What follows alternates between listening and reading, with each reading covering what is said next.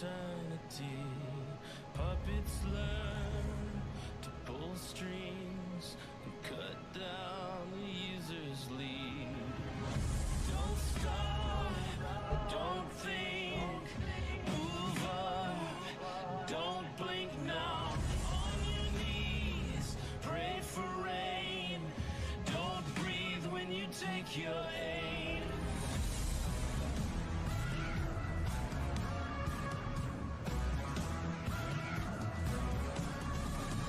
Climb up, come clean, blow back that smoke screen.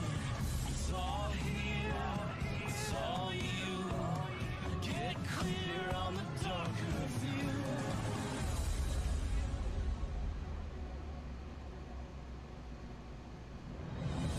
Don't stop, don't think, don't look back. You're a bolt of lightning in the sky now. Don't stop, don't think, don't look back. I've pulled you in, nowhere to hide now. Don't stop, don't think, don't look back. You're a bolt of lightning in the sky now. Don't stop, don't think, don't look back. I've pulled you in, prepare to die now. I am dark matter, your road to ruin. I am dark matter, I'm your undoing. Bring me your soul, bring me your hate. In my name you will create. Bring me your fear, bring me your pain. You will destroy in my name. I am dark matter, your road to ruin. I am dark matter, I'm your undoing.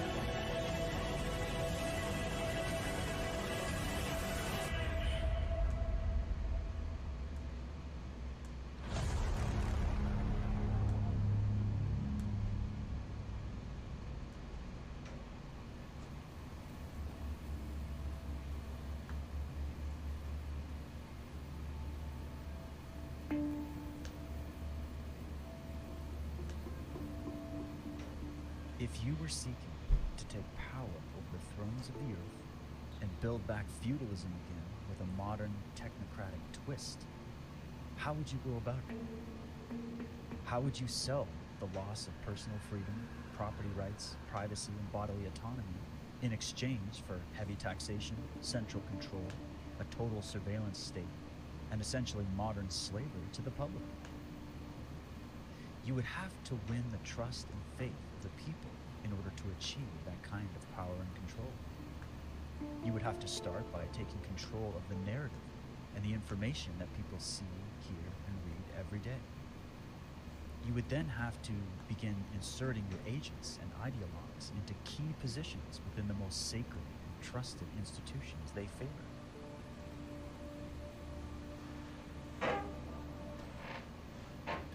Like a predator in the wild stalking its prey, you would have to move slow enough that people do not take much notice, but fast enough so as to achieve your aim before you get discovered and exposed.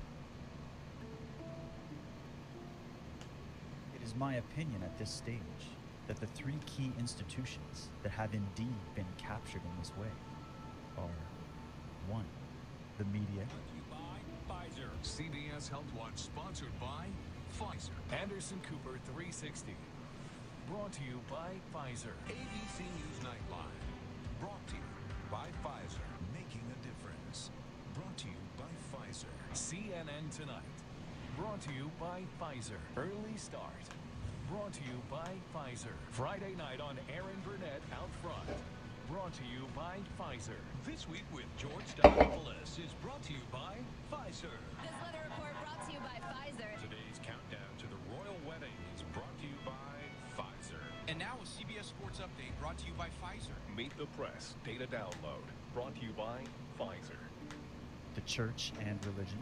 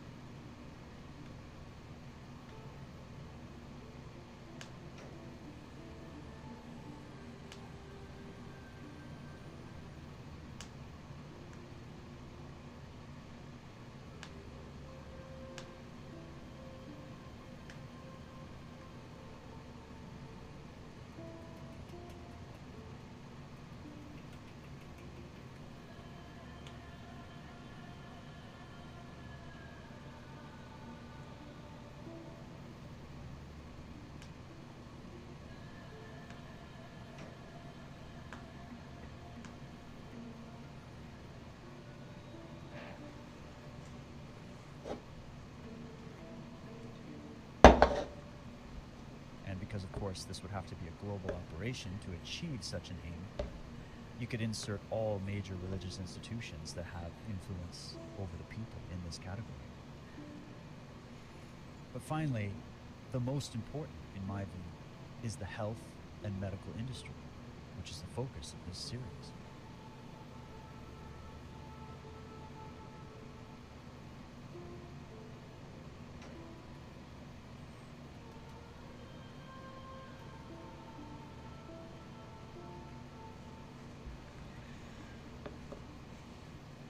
Now, why these three specifically, you ask? Because all three are both consciously and subconsciously associated with our survival. You need to cover the three major areas of human concern. Information management, which is linked to our ability to navigate our reality, which directly links to our natural ability to survive in the wild based on having to accurately assess the terrain around us. And in the survival sense, a bad reading of the information one gathers from the environment around him could result in death or debilitating injury. So control over this sphere is essential. Religion, which in most people's minds is linked to their survival in the afterlife, so control of this domain is key because you can control people in this life by wielding the alleged power to save their souls in the afterlife. And this, of course, is a technique which has been used for centuries to control the masses.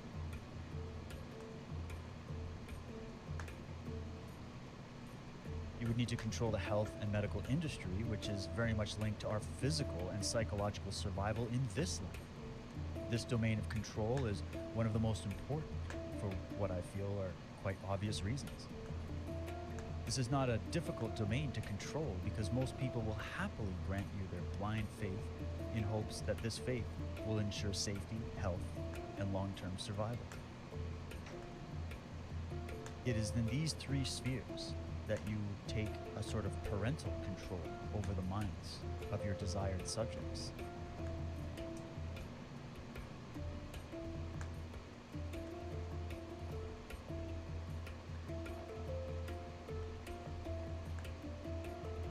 In a nutshell, if you want power over land, resources, and the wealth of nations, you need to first control the people who inhabit that land and who hold that wealth and who control those nations.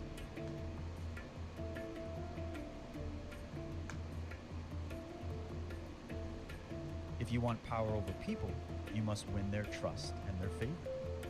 And if you want to win their trust and their favor, you must hide behind what they already trust and favor.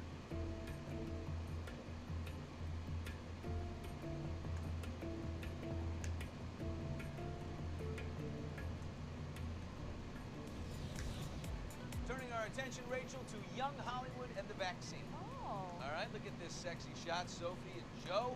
they look great. Yeah, they're vaxxed up. We have, let's see, next up a young and vibrant television host Wait a here. minute. Wait a minute. That's getting his vaccine. I don't know who that is. Very young, though. Very Wait, young. I thought we were doing a young Hollywood segment. Wow, is that legal? Okay. Is that- And finally, the very talented Britney Spears and Sam Asghari, her boyfriend. It was nothing. I felt nothing. I'm fine, and I hope I continue to stay fine. I'm fine. Fine, and hoping she continues to stay fine.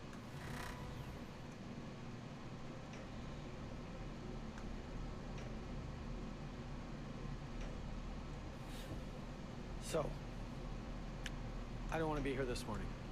You don't want me to be here this morning. But here we are again.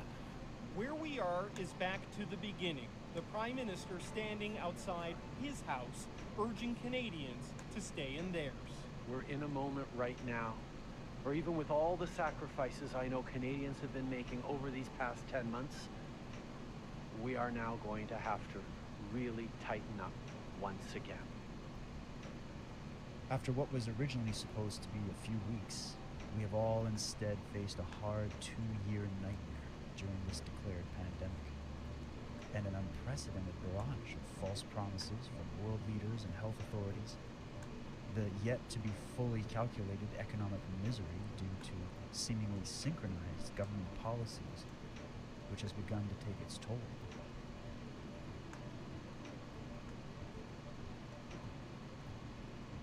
loss of loved ones, a shocking lack of leadership or clarity in those we may have once trusted with the fate of our nations and our lives, the almost inescapable 24/7 media hysteria, to the point where it's almost as if they are hell-bent in keeping us all pinned down in terror. Historic levels of worldwide censorship of citizens, academics, experts, and journalists alike. Open tyranny marching side by side with an unflinching police response.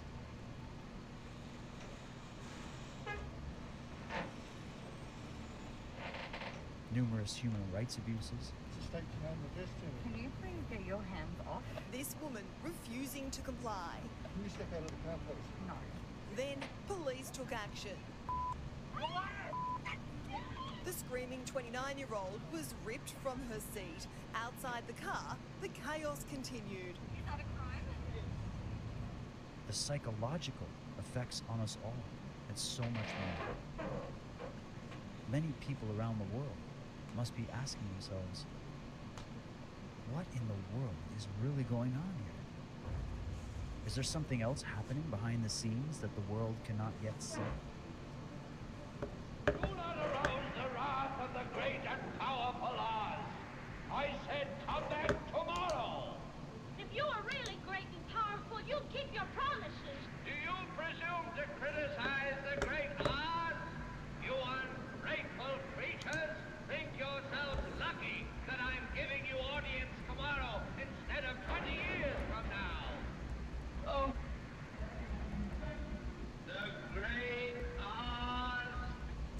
Who is pulling the strings? And to what end?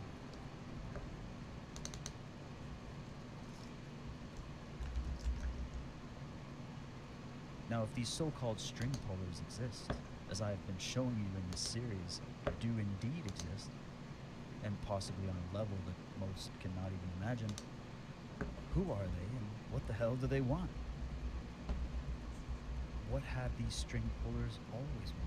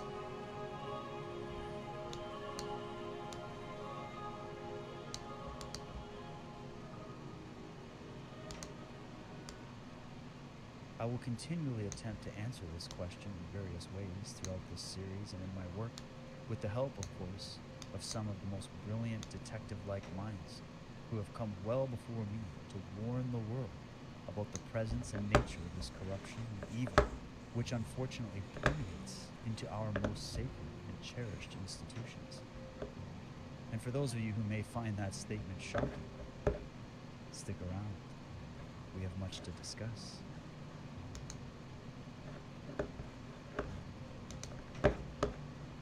Now, this chapter marks the halfway point of this series and is a collection of my notes which did not yet get covered on the subjects that I have brought up to you in the first 5 chapters.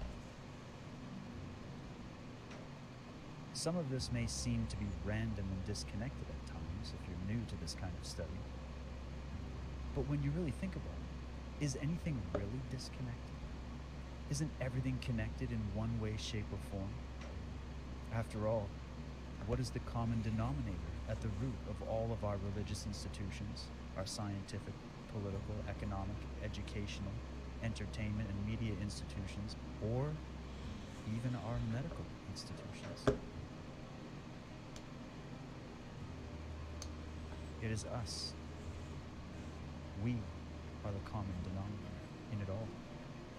And if we are all capable of both good and evil, and can clearly see the choice between the two in our own personal lives, it stands to reason that if those individuals who take the thrones of power and influence in the world are not right within, they cannot possibly create right in the world. I will simply share with you what I have discovered and leave you free to take up this inquiry on your own time and to make up your own mind. It is your mind after all, isn't it? Let's see if we can't put a few more puzzle pieces together in this chapter, even if just to get some fresh perspective as to what might be really going on.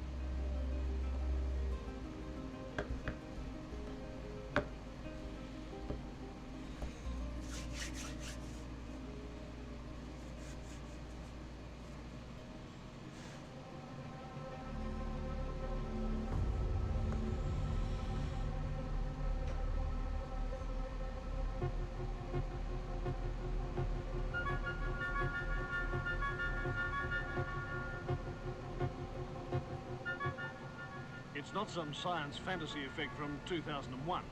This electronic display emanating from Australia's largest computer is a picture of the condition, past, present and future of planet Earth. The program was originally devised by a scientist working from the Massachusetts Institute of Technology, J. Forrester. It was developed under the auspices of the Club of Rome by an MIT research team to present a complex model of the world and what we humans are doing to it. The program, called World 1, doesn't pretend to be a precise forecast. What it does for the first time in man's history on the planet is to look at the world as one system. It shows that Earth cannot sustain present population and industrial growth for much more than a few decades.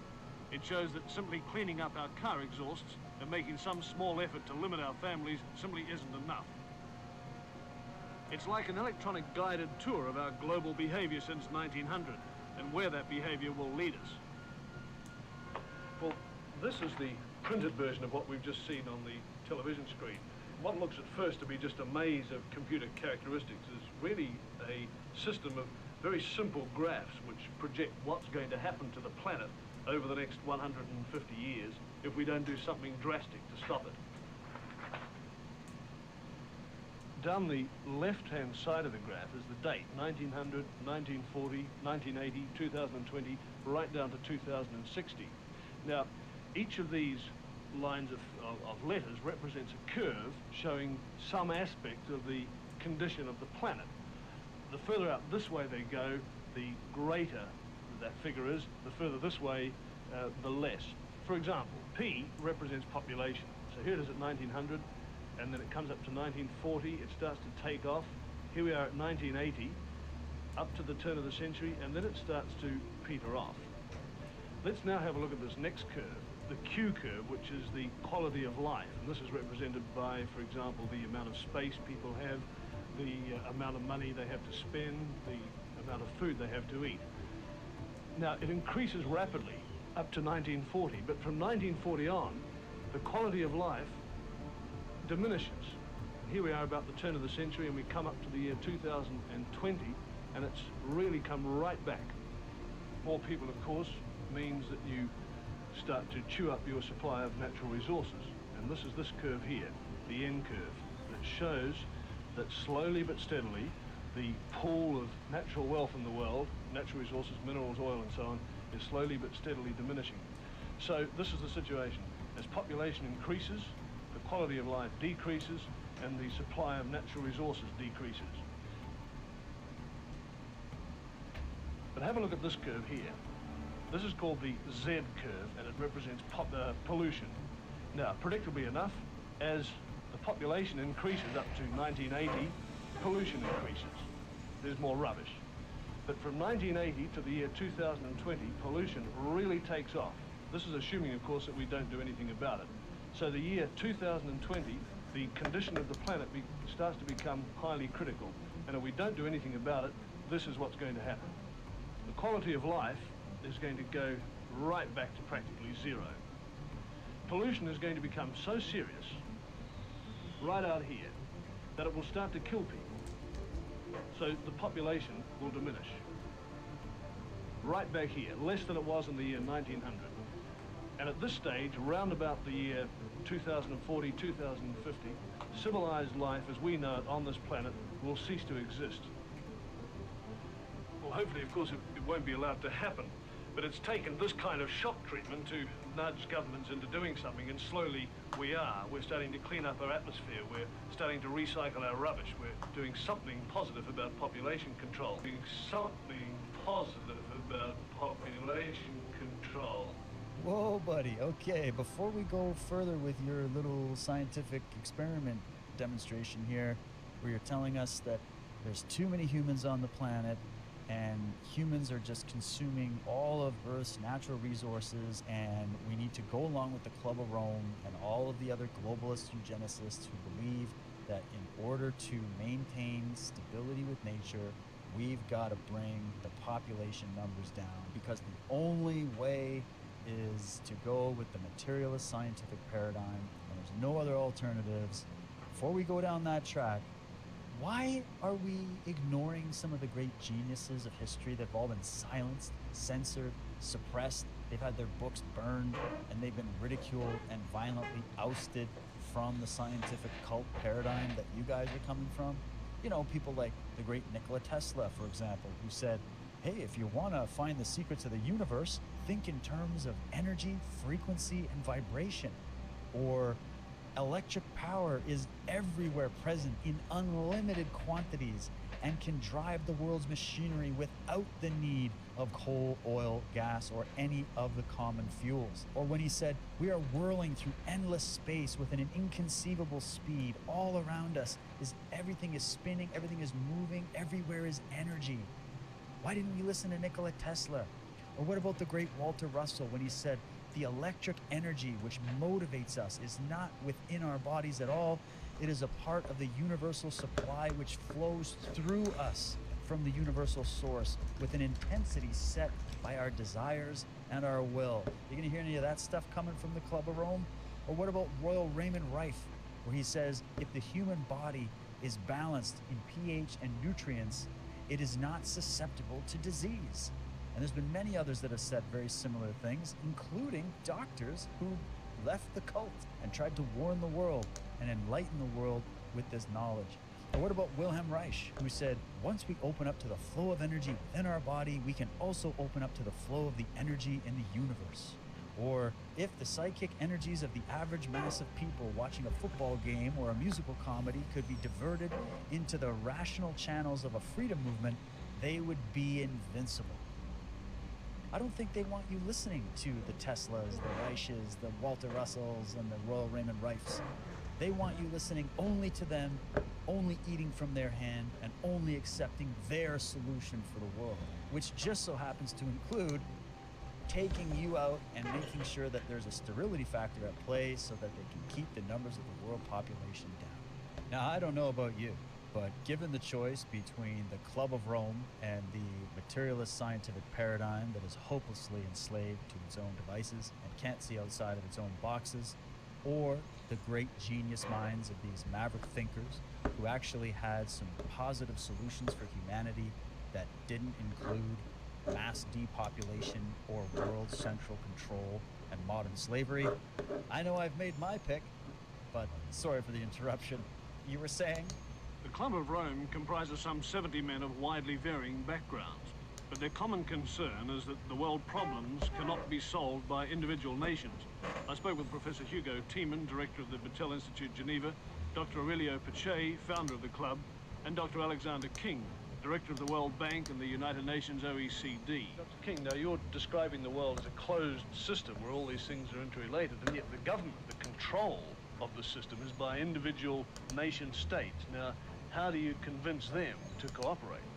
The sovereignty of these nations is no longer as absolute as it was. There's a gradual diminishing, whittling away of sovereignty, little bit by little bit. Dr. Pache views the European common market as an elementary example of the kind of regional cooperative which is going to be necessary. I think that an enlightened leadership in Australia should see down the road that Australia will have to lose some of its own self-decisions in order to acquire something else which may be purely political in very wide sense, or maybe also security. The Club of Rome is reluctant to point the finger at any one nation. Yet clearly, nations like the United States, which consumes approximately 60% of the world's resources, will, in the club's view, have to accept a severe cutback in its voracious appetite. But the club's utterances are cloaked in a velvet democracy, in the hope that their facts will gently persuade. We will ask who is making the decision, and whether the decision makers of today, whether they perceive the problems, what kind of problems, and the interactions of the problems. That's a very pragmatic approach. Has the time come, Dr. King, when we're going to have to say we can no longer entrust our resources and the exploitation of those resources to private enterprise? Has the time come when governments will simply have to take more control? Simple nationalization and things like that wouldn't help at all, because we've got to keep an incentive approach. And many of the good aspects of private enterprise are very necessary here, but not in the old exploitative way where the market forces dominated the whole situation. To the Club of Rome, the status symbols of the year 2000 will be the inverse of today's. Prestige will stem from low consumption. That personal consumption will have to be less is plain enough, but for that privation to be seen as prestigious would seem to indicate some radical rethinking, at least for the fat cats of the planet.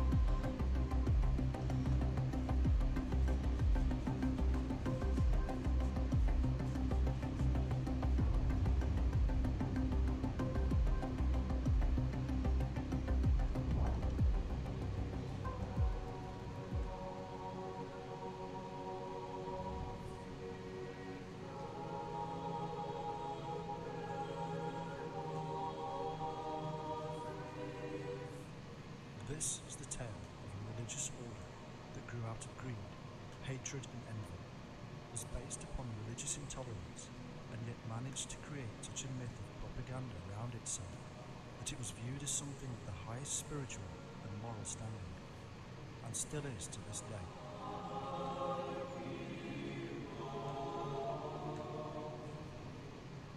Ours is not a tale that will continue that propaganda. This is a work that will investigate the order once and all, and reveal a startling conclusion that is simply ignored by most historians.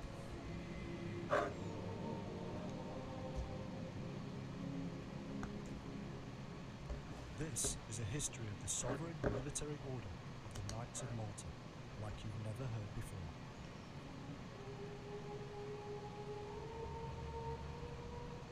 The Order of St. John of Jerusalem was set up under the auspices of being a religious community to care for pilgrims.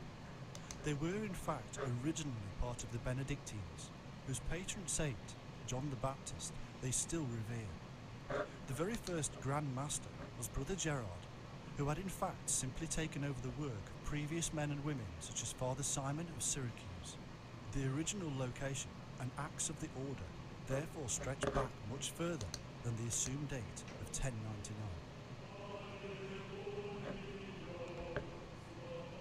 That they had indeed cared for many Christians in those troubled lands is not doubted. Whether they were in fact building underground networks of spies and undermining the social framework whilst doing so cannot be proven. However, the turn of events thereafter sees the order building in importance, and as Jerusalem fell to the Christians, their role increased, and their rewards blossomed. By 1113, Pope Paschal II approved the foundation of their hospital and placed the order under the direct aegis of the Holy See, giving it virtual self-rule, apart from the interference of nation-states.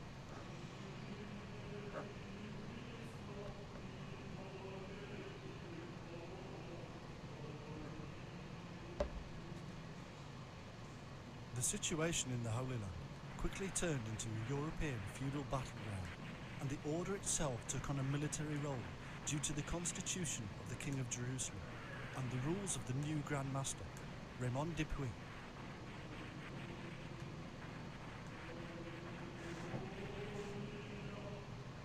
The order, known commonly as the Knights Hospitallers, was now the defender of the faith as well as healing, and mirrored their brothers in the Knights Templar, with whom they had some rivalry. It was at this early stage that the order adopted the 8-pointed cross known as the Amalfi Cross, taken from the Amalfi merchants who aided in funding the early hospice and made up of 4 arrows facing inwards.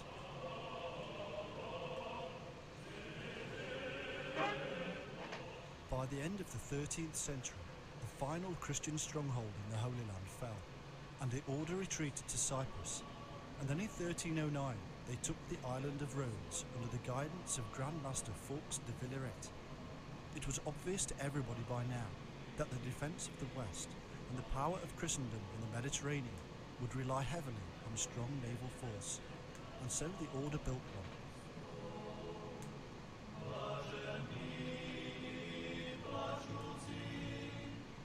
Soon, the order became infamous for its naval prowess, fighting many battles and aiding such crusades as those in Syria and Egypt.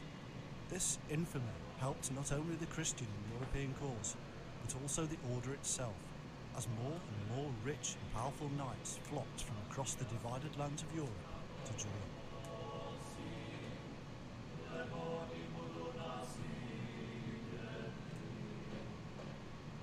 In addition to this, the Hospitallers took in the remnant of the disbanded and discredited Knights Templar, along with much of their treasure, wealth and land.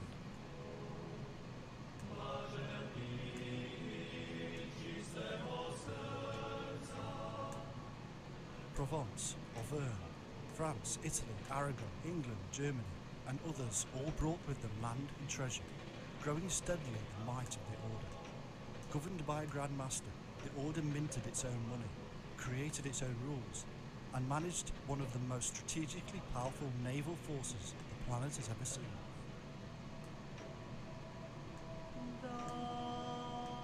A new capital was now built, Valletta, and the ranks swelled. Honours poured in from across royal Europe, and the knights loved it. Pride grew, and for 200 years the Knights of Malta stood firm and sovereign over their land. They became fabulously wealthy and drew revenues from more than 140 estates in Palestine and from some 19,000 manors in Europe. The fantastic buildings of Malta and Gozo stand as a testament to the grandeur and power of the order. They brought in the highest skilled artisans to create stunning works of art and fashion grand European buildings amongst some of the finest in the world. In their churches and cathedrals, they left behind beautiful marble memories of themselves, with clever symbolic devices revealing many occult concepts and little in-jokes. Always mocking of death, which they believed to have overcome, these intricately crafted and designed concepts draw the visitor to stand in awe and compete with the overpowering size of the surrounding buildings and the master's artwork above.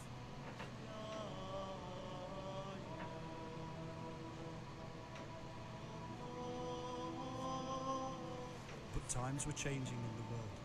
Movements were forming. Underground knowledge was being spread abroad, and the old ways were falling apart. Royal houses collapsed. The power base of the Catholic Empire was being undermined, and with it, the power of the order itself. Towards the end of their time in Malta, the Grand Masters and the Knights became something other than the supposed chivalrous and pure Knights of the Cross they were supposed to be. A rot set in, or even an enlightenment as some call it, bringing with it a new kind of Renaissance knight.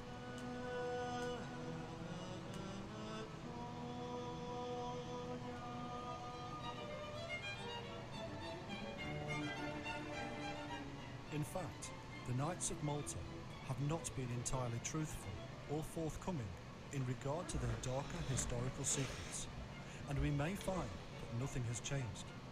But one dark secret, which caused the scandal for Pinto himself, was the affair of the alchemist and the order.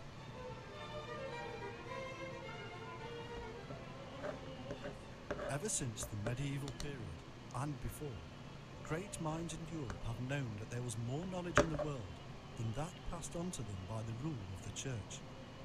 They knew that the fables of Christianity were employed by those in power to maintain and build that power, and so many searched out that hidden and sometimes lost knowledge and built great libraries of occult wisdom.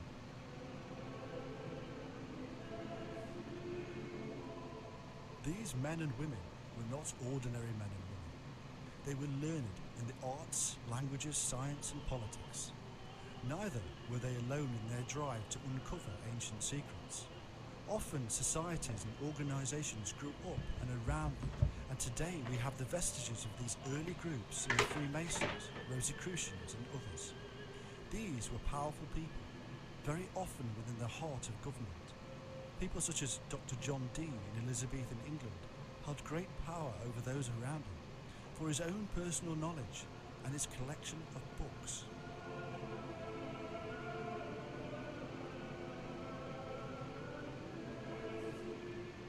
By the late 18th century, the Freemasons had become one of the most powerful non-state, non-religious and non-governmental bodies in the known world, and it was spreading like wildfire.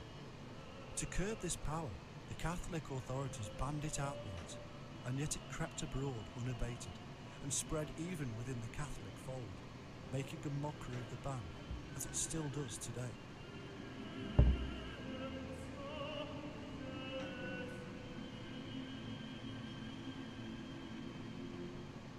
The very basis of Freemasonry reveals a knowledge that is not just claimed to be from before the advent of Christianity, but was in fact based upon the knowledge that created Christianity. The Knights of Malta, under the leadership of Grand Master Pinto, were not separated from this influence, an influence which was aiding in the spread of the overthrow of monarchies and religious power, and spreading the word of equality for all mankind. Whilst disseminating these New World views, Freemasonry was in fact being joined and taken over itself by the very people it supposedly sought to undermine. In truth, these new movements simply shifted the power base back to the old elite, while circumnavigating the emotional tide of the masses.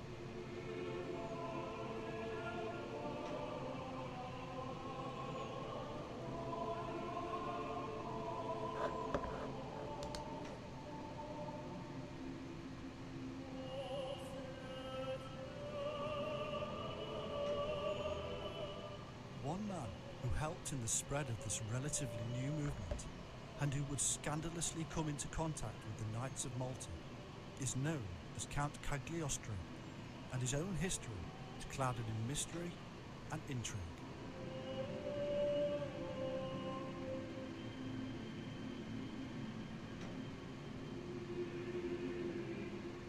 It is claimed that Cagliostro's real name was Giuseppe Balsamo, and by others that this itself is a fabrication.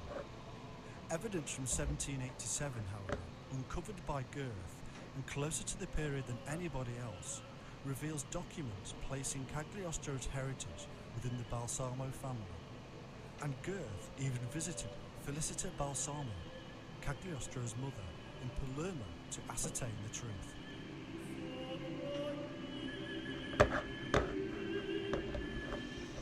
For himself, Cagliostro claimed to have been born of Christians of noble birth and abandoned at birth on the island of Malta. But no other evidence backs up this claim, which was in all likelihood used as a means of accessing the Knights of Malta and various other dignitaries. The claim in fact becomes more bizarre, mystical, and builds his occult pedigree as he supposedly travels to Medina, Mecca and Cairo, learning the sacred arts of alchemy, the Kabbalah, and magic. In truth, he appears to have been given a perfectly good education in Palermo, Sicily, nearby Malta, and to have become a novice in the Catholic Order of St. John of God, from which he was soon expelled. But he did learn chemistry, and the almost magical spiritual rites that he would later adapt.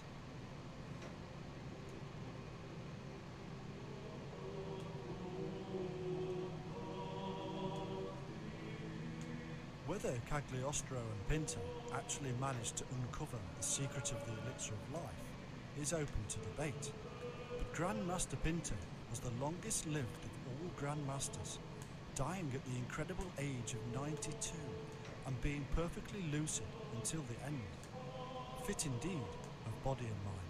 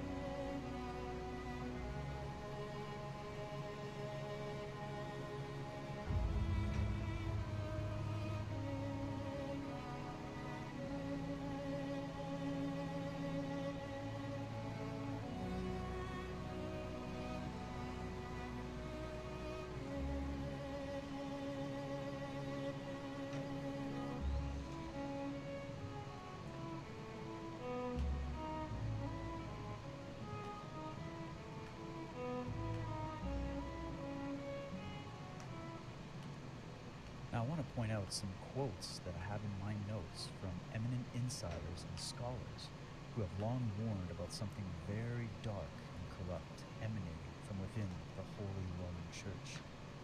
If you remember, earlier on in this chapter I quoted Archbishop Vigano as he exposes the real agenda behind the pandemic and the Great Reset, and referred to the hidden power behind this as the Deep Church.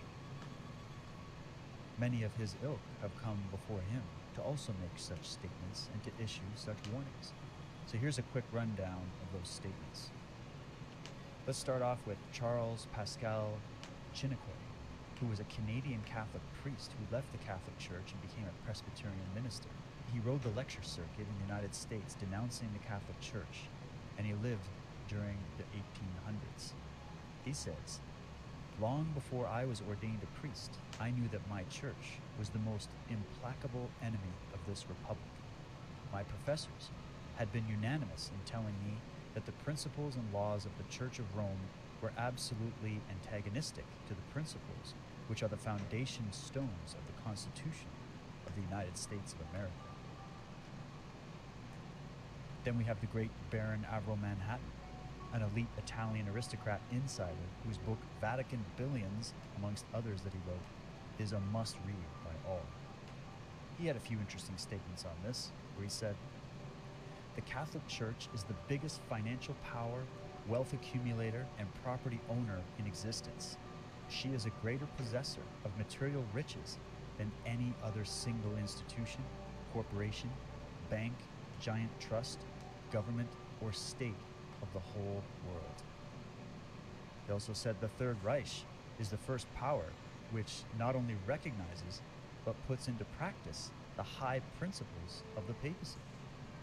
There's more connections there, getting into the Operation Paperclip saga, which is all about the Vatican rat lines. I don't have time to get into that in this particular chapter, but I will flesh that out in future chapters, so stay tuned for that. Avro Manhattan continues, "The Catholic Church must be the biggest corporation in the United States. We have a branch office in every neighborhood.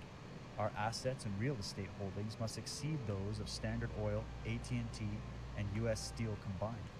And our roster of dues-paying members must be second only to the tax rolls of the United States government." He continues, "The Catholic Church, consumed by chimerian dreams of formidable expansion, is biding her time to enforce her domination upon the human race, not only as a spiritual, but also as a political power, buttressed by the unshakable conviction that it is her destiny to conquer the planet. Her opposition to world revolution is not caused by her wish to save the freedom of the world, but by her wish to continue her old fight against the freedom of the world." Or how about statements like this from Pope Not So Innocent himself on the worldview these papal orders had in the past and that I suggest still have to this day, where Pope Innocent says, "The popes have received sovereignty not only pontifical but royal." Pay attention to that. Pontifical, not only pontifical, but royal. And the empire not only of heaven, but also of earth. Outside the church, there is no building save hell, and there exists no power ordained by God. So he's basically alleging that the church is the power on earth and has been put in power.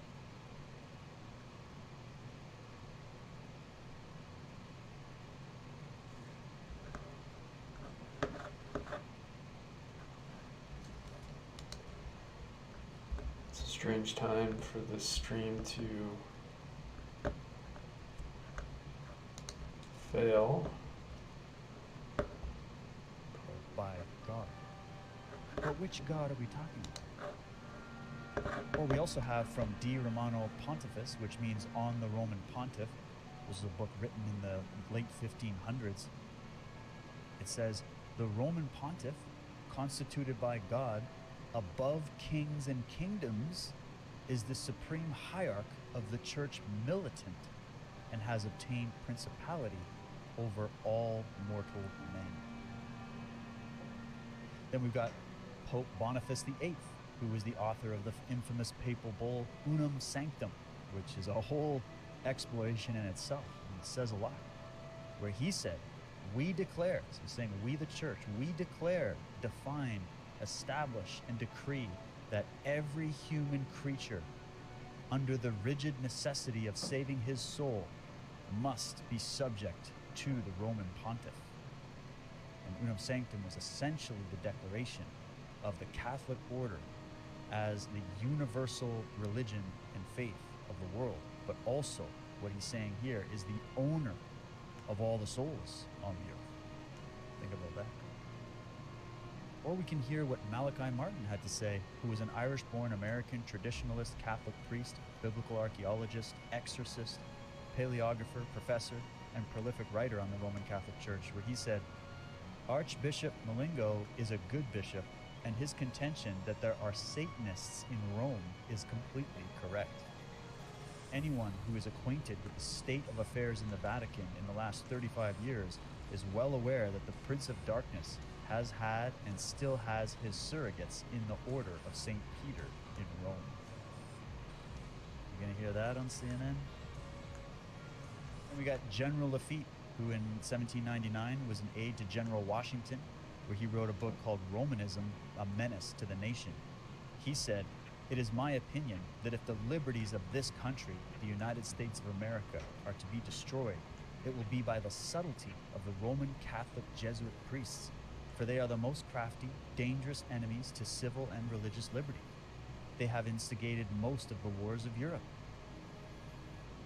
Then you got James Parton, who's an American historian, where he said, "If you trace up Masonry through all its orders till you come to the grand tip-top head Mason of the world, you will discover that the dread individual and the chief of the Society of Jesus, i.e. the Black Pope, the superior general of the Jesuits, are one and the same person." Interesting statement. There are those who think that it goes even beyond that. We can continue here with J.E.C. Shepherd, who was a Canadian historian, where he said, "Between 1555 and 1931, the Society of Jesus, i.e. the Jesuit order, was expelled from at least 83 countries, city-states, and cities for engaging in political intrigue and subversion plots against the welfare of the state." And those are just other terms for conspiracy, by the way. According to the records of a Jesuit priest of repute, i.e. Thomas Campbell, practically every instance of expulsion was for political intrigue, political infiltration, political subversion, and inciting to political insurrection. That was written in 1987. And that kind of statement reminds me of the way the CIA operates. I wonder if there's a connection. I got a couple more for you. We got Samuel Morse, 1791 to 1872. He was the American inventor of the telegraph, and he was author of the book Foreign Conspiracy Against the Liberties of the United States. So he was writing about this back in the 1700s, guys, where he said, "The Jesuits are a secret society, a sort of Masonic order with superadded features of revolting odiousness and 1,000 times more dangerous." And then we'll finish with a quote from Adolf Hitler himself, one of the agents of the Roman Empire, if you really know what you're looking at. He said, "I have learnt most of all from the Jesuit order. So far, there has been nothing more imposing on earth than the hierarchical organization of the Catholic Church. A good part of that organization I transported directly into my own party.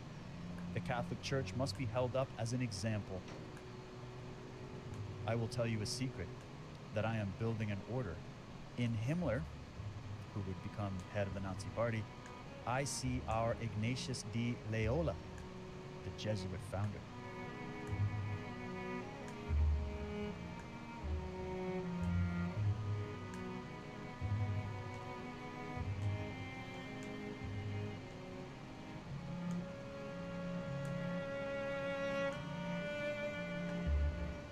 I'll let you ponder those as we continue.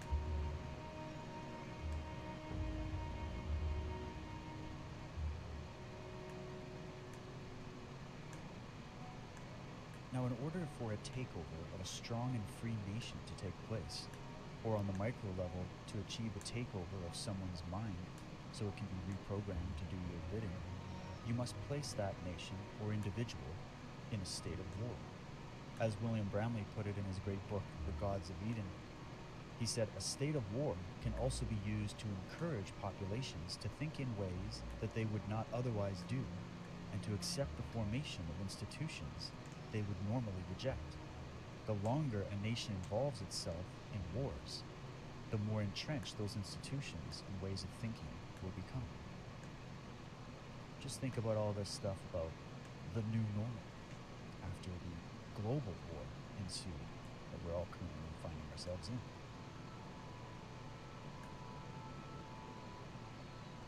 Being that we know that this cult that I've been discussing operates in a military, compartmentalized fashion, being that we are dealing with military orders, it stands to reason that they would be expert strategists who are universally skilled in the art of warfare.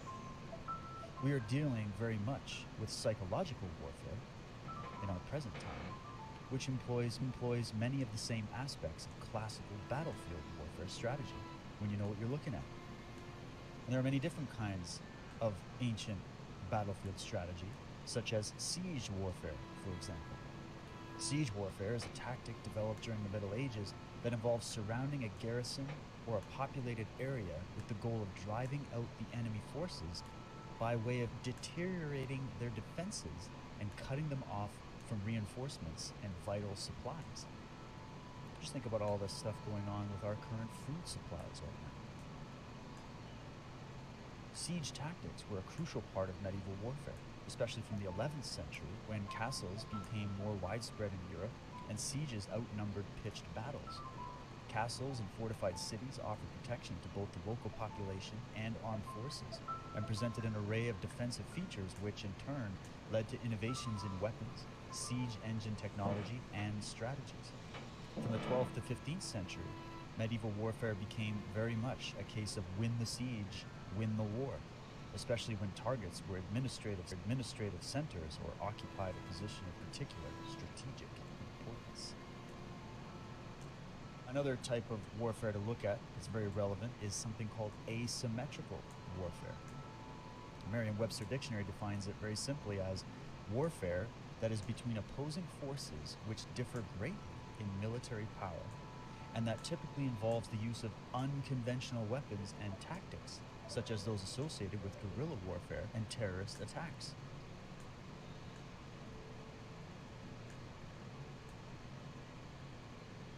And another type of warfare strategy could also be referred to as plague, or in modern terms, biological warfare, which is what I believe we are also seeing right now with this current pandemic scenario.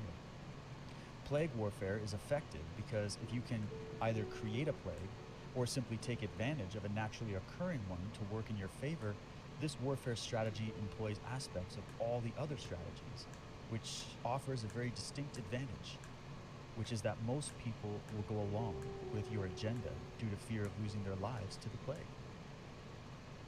You can also either create a plague or use a natural plague as an effective silent depopulation weapon. Various types of biological warfare have been practiced repeatedly throughout history, so there is a precedent to look at. This has included the use of biological agents, microbes and plants, as well as biotoxins, including venoms, etc., which were derived from them. Before the 20th century, the use of biological agents took on three major forms: debilitate contamination of food and water with poisonous or contagious materials, the use of microbes, biological toxins, animals or plants, living or dead, in a weapon system, and the use of biologically inculcated fabrics and persons. In the 20th century, sophisticated bacteriological and virological techniques allowed the production of significant stockpiles of weaponized bioagents, such as bacterial agents like anthrax, brucella, etc., viral agents such as smallpox.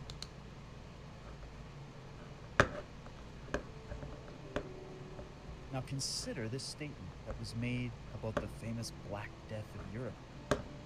The traumatic experience of the Black Death, which killed perhaps 80% of those who caught it, according to mainstream history, drove many people to write in an attempt to make sense of what they had lived through. In Aberdeen, John of Fredin, a Scottish chronicler, recorded that this sickness befell people everywhere, but especially the middle and lower classes, rarely the great classes.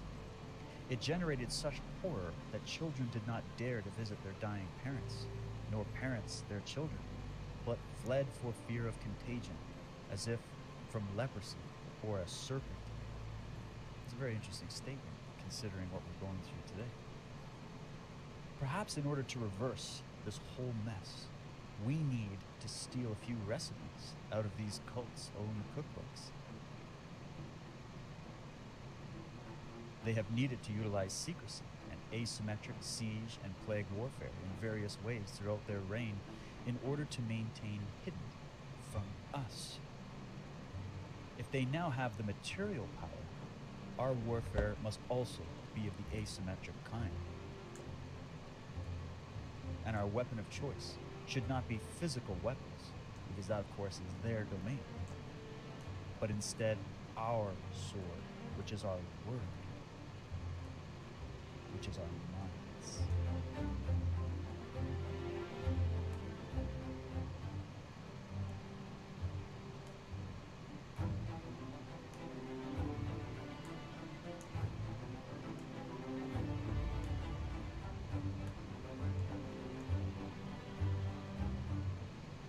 Chance Garton of the Universe podcast brought my attention to a book that I've actually had on my shelf for a number of years and didn't even get to this one part where the author, who is Pierre Sabac, and of course the book is called The Murder of Reality, was pointing out the etymology of the word media, medic, or medics, magistrate, and magic.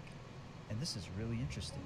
We plug this in, where he says the phallic crown, the mitra, is worn in Babylon by the priests of Dogon. An angel or dragon, the protagonist Nimrod, is always represented as a fish.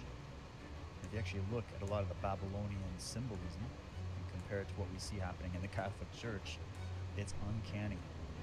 But he goes, the Martu were characterized linguistically with the late Persian word mart, which means death, or the Hebrew mita, the Arabic mot, and informs the Latin root mort.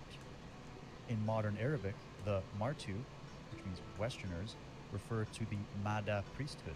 Philologically, the Greek denomination medoi informs the Hellenistic word media, which also means cunning. I find that interesting. Denoting the serpent or artificer, which means mason.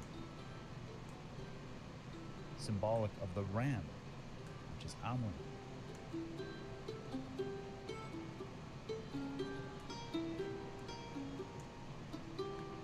Median's root is observed in the Latin adjective medius, or magic, evocative of media, which was seen as a female priest, or medix, spelt with an X, which means a magistrate.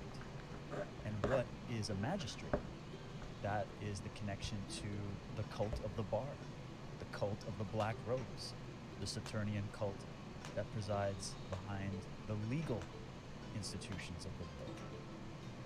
So if we look at the etymology of the term medic or medics or media is also connected to the concept of a magistrate, you're able to get a picture of possibly a connection to why what we are seeing now is how the medical recommendations or the sacred holy guidelines from the New Vatican of the world, the World Health Organization, are not to be breached, and we are being told supersede, in a legal sense, our constitutions, which used to stand for preservation of our individual rights and freedoms and our bodily autonomy and informed consent and the Nuremberg Code, etc. All that is cast aside all of a sudden when a virus flies around the world, a pandemic is declared, and there is a new health-officiated scientific technocracy set up that cannot be reproached or rebuked. It's all the etymology, my friends.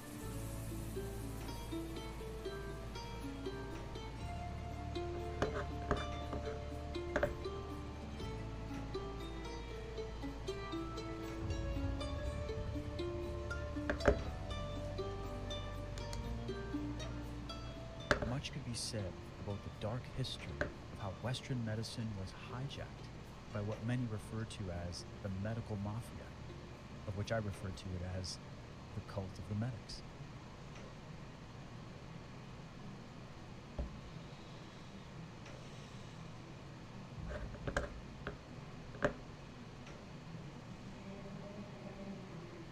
One initiate was a Canadian insurance salesman, Herman Delorme. And you would go through this ritual where you would be given a cross, you would be sworn in as a member, and you would also swear not to reveal any of the going-ons inside this this group, because everything was kept extremely secretive.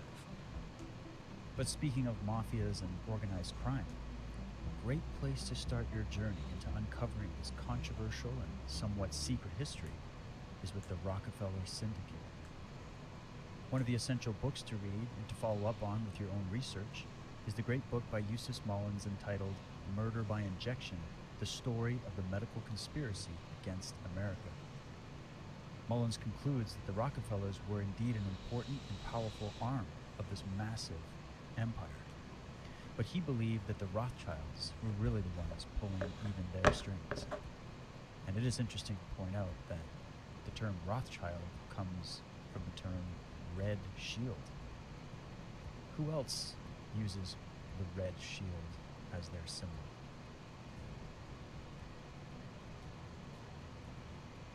Now, we will hear directly from the author in a few minutes, but here's a few brief passages from the final chapter of the book, which is plainly titled The Rockefeller Syndicate. The Rockefeller Syndicate operates under clearly defined spheres of influence. The charitable organizations, the business companies, and the policy groups always meld into a working operation, nor can any department of the syndicate strike out on its own or formulate an independent policy, no matter what may be its justifications. The Rockefeller Syndicate operates under the control of the world financial structure, which means that on any given day, all of its assets could be rendered close to worthless by adroit financial manipulation. This is the final control, which ensures that no one can quit the organization. Not only would he be stripped of all assets, but he would be under contract for immediate assassination. The world financial structure, far from being an unknown or hidden organization, is actually well known and well defined. It consists of the major Swiss banks, the survivors of the old Venetian Genoese banking axis,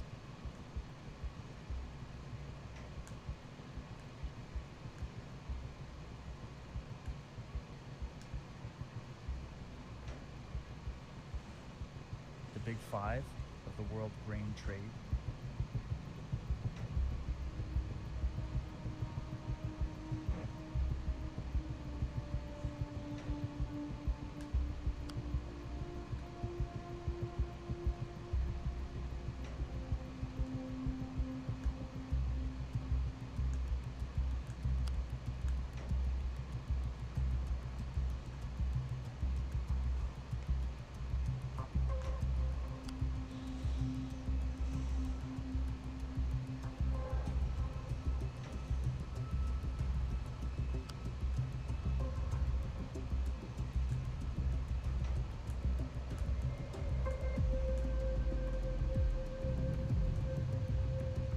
British Combine, centered in the Bank of England and its chartered merchant banks, functioning through the Rothschilds and the Oppenheimers, and having absolute control over their Canadian colony through the Royal Bank of Canada and the Bank of Montreal.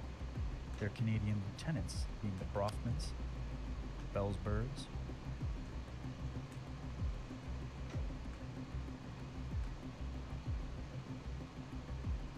Reichmans, and other financial operators, and the colonial banking structure of the United States, controlled by the Bank of England through the Federal Reserve. Now he makes a note here saying, "We do not wish to imply that the Rockefellers no longer have any influence, but that the major policy dictates of the Rockefeller Syndicate are handed down by other capos, of whom they continue to be a visible force." So he's talking here about compartmentalization. Through the person of David Rockefeller, the family is sometimes called the first family of the Soviet Union. Only he and Dr. Armand Hammer, the moving force behind the USTEC, have permanent permission to land their private planes at the Moscow airport.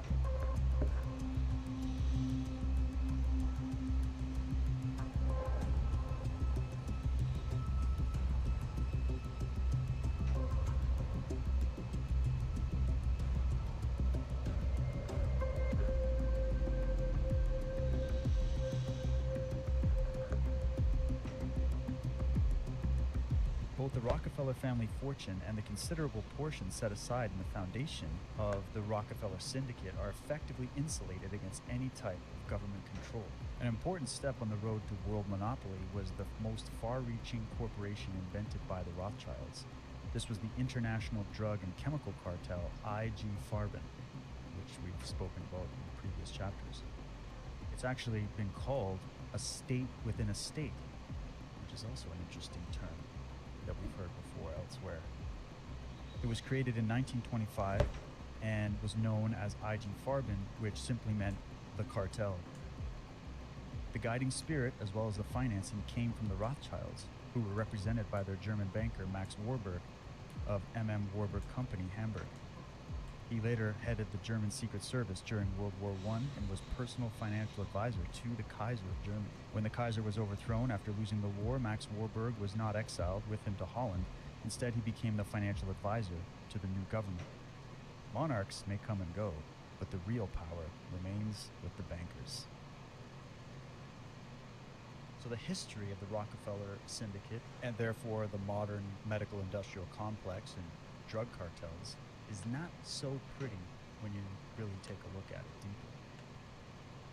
Now, before we hear a bit more from Mullins himself on this, I would also like to point you out to a great article by Aaron and Melissa Dykes from Truth Stream Media that they wrote back in 2014 on the history of the Rockefellers, the eugenics programs in America and elsewhere, and the tie-in to Margaret Sanger and the founding of Planned Parenthood.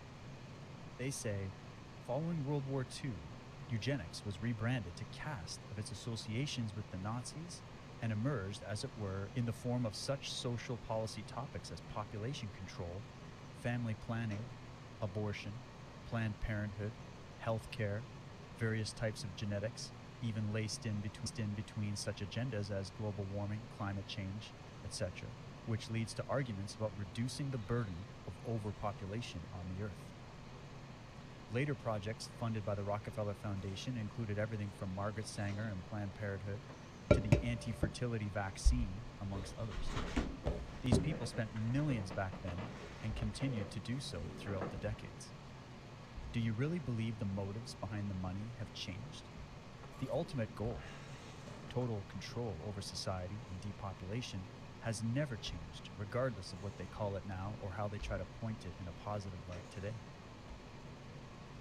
The old Spartans, with war always in view, used to destroy at birth boys born with decided physical weakness. Some of our present-day eugenicists go further and damn children before their birth. And even at a time when eugenics was in vogue, not everyone was on board with targeting the poorest and most vulnerable in society in a world run by Rockefeller wealth. In October of 1915, in the edition of The Day Book, R.F. Payne made just such a case, where he said, "Where to begin? The millions of Mrs. Harriman, relict of the great railroad promoter, assisted by other millions of Rockefeller and Carnegie, are to be devoted to sterilization of several hundred thousands of American defectives annually as a matter of eugenics. It is true that we don't yet know all that the millions of our plutocracy can do to the common folks. We see that our moneyed plutocrats can own the governments of whole states, override constitutions, maintain private armies to shoot down men, women, and children, and railroad innocent men to life imprisonment for murder or lesser crimes. And if we were to submit to such things, we ought not to be surprised if they undertake to sterilize all those who are obnoxious to them."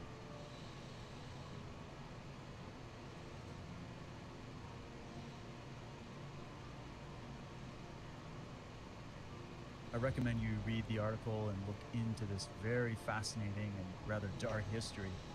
There are indeed some really interesting connections between these different powerful families, these bankers, various governments, politicians, and of course, the medical industry. But to get more perspective on this, let's hear a little bit from Eustace Mullins himself on the Rockefeller Syndicate and the history of the medical industrial complex. Which is the topic of my speech tonight, is a survey of our healthcare system. Now, when I started this book, I started from scratch because I had had practically no experience with doctors or hospitals in my life. And I really had no idea how they operated or what they were up to.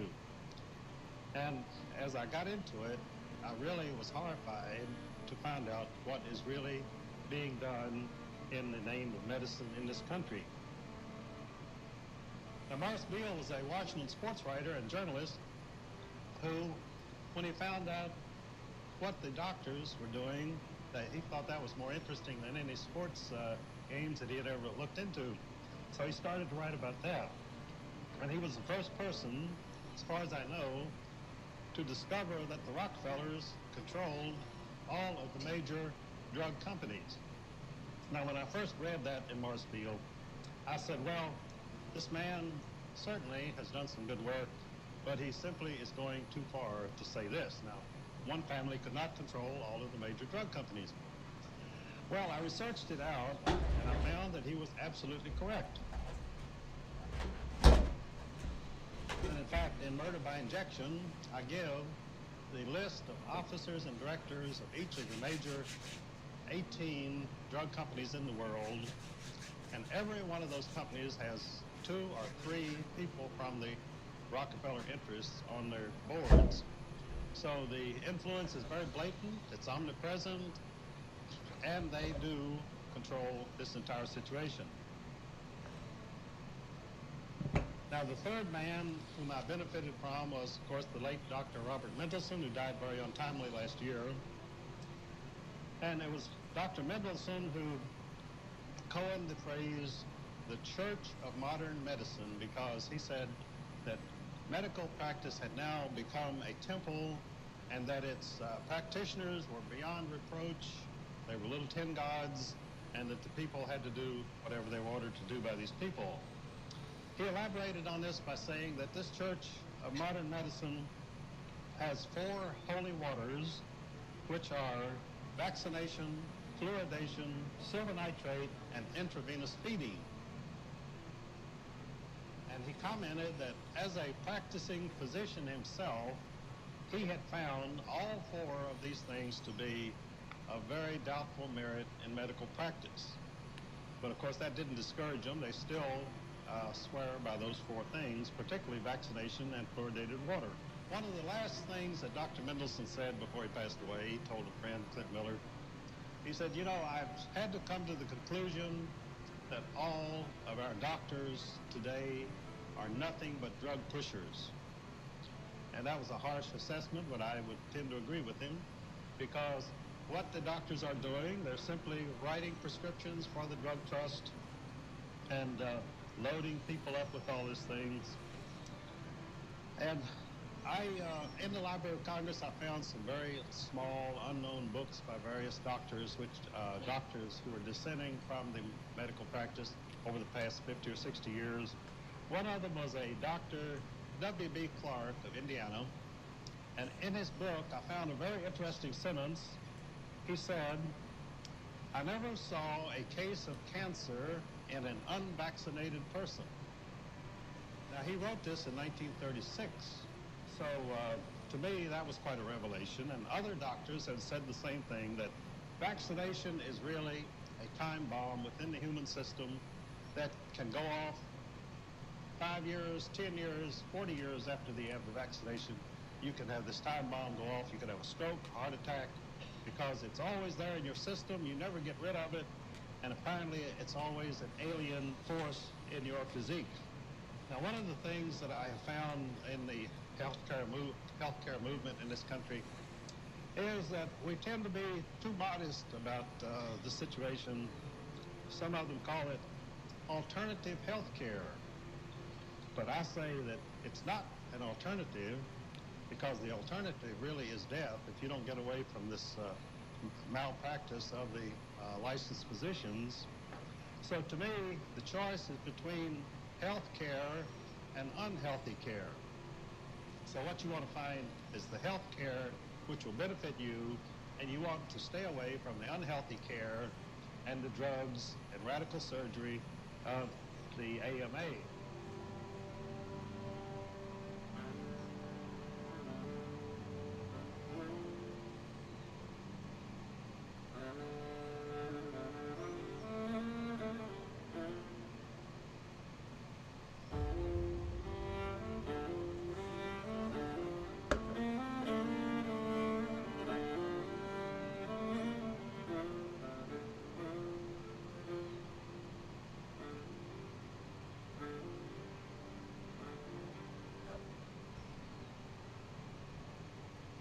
Humans have been using graphite to draw since the Stone Age, and now we mine it to keep our batteries charged and machines lubed.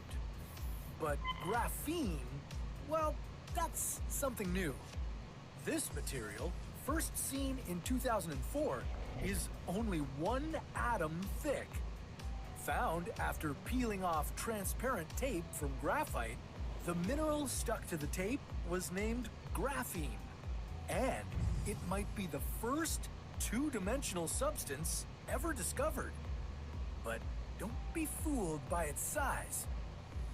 Graphene is 100 times stronger than steel and powerful enough to repel most gases and liquids. Discovering it has revolutionized battery and information technology, but if graphene atoms enter your bloodstream, what would happen to your cells?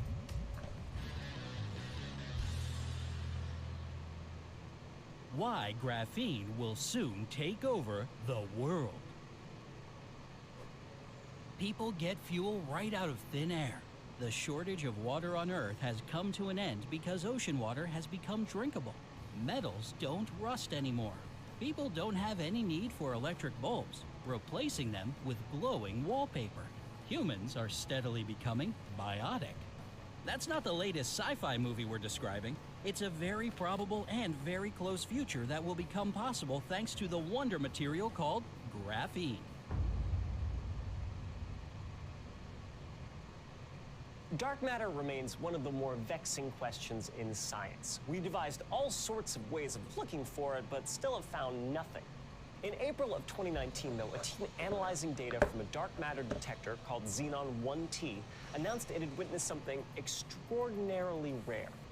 Xenon 1T was an experiment that's pretty much what it sounds like, an absolutely enormous tank filled mostly with the element xenon, cooled to negative 96 degrees Celsius.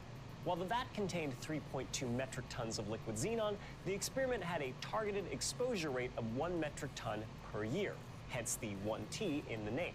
What were they trying to expose the xenon to? Well, dark matter, obviously, but specifically one favorite candidate for what dark matter could be, called weakly interacting massive particles, or WIMPs. WIMPs are thought to be heavy, slow-moving particles. As the name would suggest, these hypothetical particles don't interact with normal matter much, even though about 1 billion of them are predicted to pass through each square meter of Earth every second. So the hope is that while watching a gigantic tank of xenon very closely, a WIMP will collide with an atom, transfer some energy to the atom's nucleus, and in turn excite other xenon atoms. I'm sure the team is really holding out for signs of a dark matter interaction, and you can bet I'll have my party hat ready if it happens.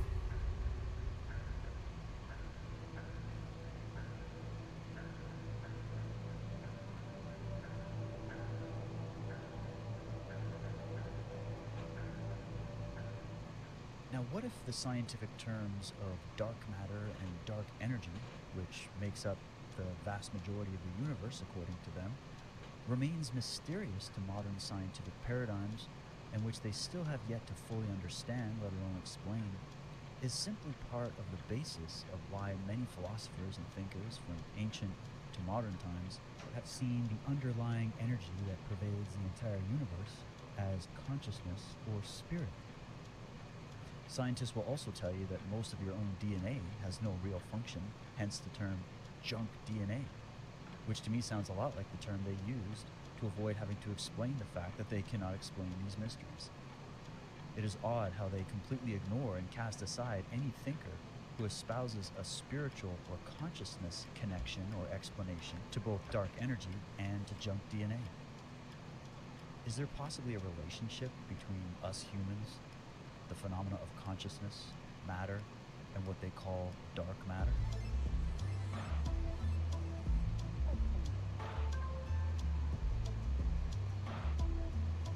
If we look at David Bohm's concepts of the implicate and explicate order, some really interesting ideas arise. The implicate order and explicate order are ontological concepts for quantum theory that were coined by David Bohm. They are used to describe two different frameworks for understanding the same phenomena or aspect of reality. In particular, the concepts were developed in order to explain the bizarre behaviors of subatomic particles, which quantum physics describes and predicts with elegant precision, but struggles to explain. In Bohm's Wholeness and the Implicate Order, he used these notions to describe how the appearance of such phenomena might appear differently or might be characterized by varying principal factors depending on context, such as scales. The implicate, also referred to as the enfolded order, is seen as a deeper and more fundamental order of reality. In contrast, the explicate order, or the unfolded order, actions that humans normally perceive. As he wrote, in the enfolded or implicate order, space and time are no longer the dominant factors determining the relationships of dependence or independence of different elements. Rather, an entirely different sort of basic connection of elements is possible, from which our ordinary notions of space and time, along with those of separately existed material particles, are abstracted as forms derived from a deeper order. These ordinary notions, in fact, appear in what is called the explicate or unfolded order, which is a special and distinguished form contained within the general totality of all the implicate orders. Now, if we go over to hear what author and researcher Anthony Peake has to say about this, it's very, very interesting. He says, consciousness and its implications present insurmountable problems with regard to the present scientific paradigm. Self-awareness within a seemingly unaware universe simply does not make sense, and psychic phenomena similarly presents anomalies that may be the pointers to a hitherto unknown model of science, a model in which mind creates matter rather than matter creates mind. But there are many other anomalies that fail to fit into the present paradigm of science. As one example, scientists readily admit that 71.3% of our entire universe is missing. This 71.3% consists of something called dark energy. It is called this because nobody has a clue what it really is. They just know that in order for the universe to be balanced, this stuff has to exist. What is even weirder is that the remaining 28.7% is made up of what is known as baryonic matter and another mysterious substance known as dark matter. Baryonic matter is everything that we observe in the physical universe. In fact, this is matter as we know it to be and is defined as having location, extension, and mass. Dark matter is another unknown form of matter that we know exists because its gravitational pull affects baryonic matter. So the physical universe that our modern paradigm puts much store upon is only a tiny part of a greater universe that we simply cannot detect. Could it be that the explanation to what we call paranormal phenomena can be found within the mysteries of dark energy and hence consciousness itself? These, of course, are some excellent questions for you to ponder. I won't be able to dive in any great detail into this subject in this chapter, but I urge you to follow up on the problems of science on your own time.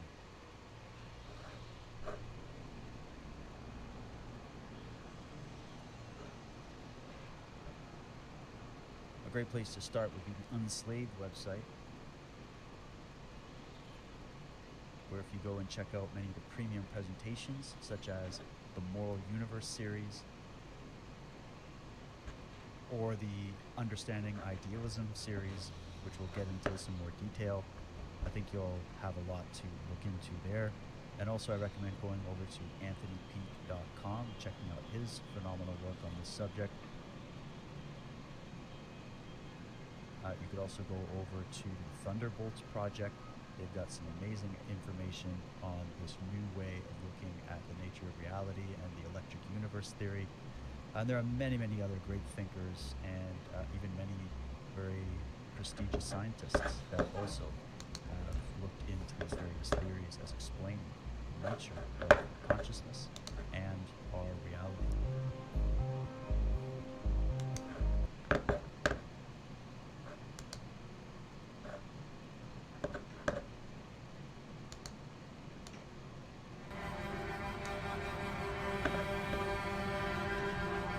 We're back out here. Big truck, yeah, brother. Truck, yeah.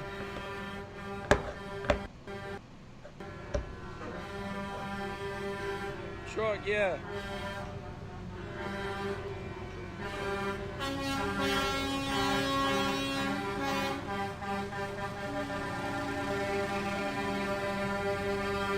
love all you guys. I love all you guys. Hell yeah. Hell yeah. Freedom, my body, my choice. Let's go, baby. Let's go. You guys still out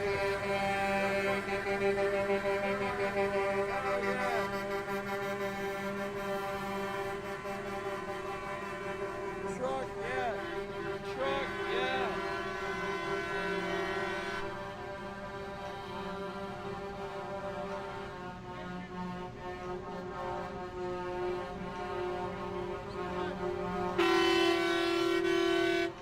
Truck, yeah, brother. Truck, yeah.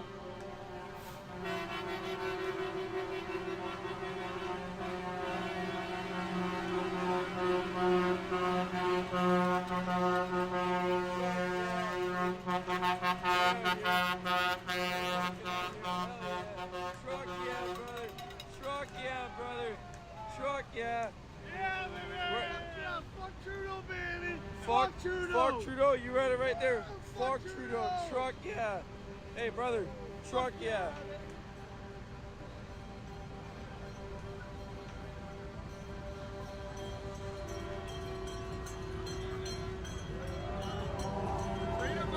Truck, yeah, brother.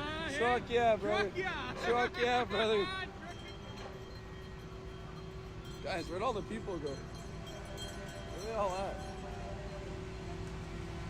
I'm really confused.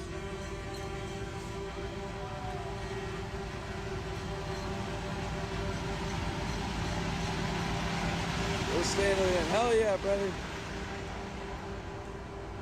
We still got trucks lined up down the block.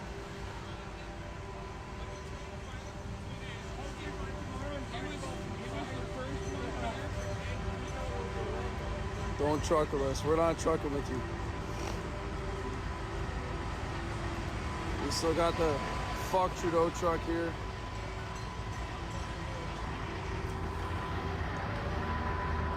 No, there's gotta, the people have to be somewhere.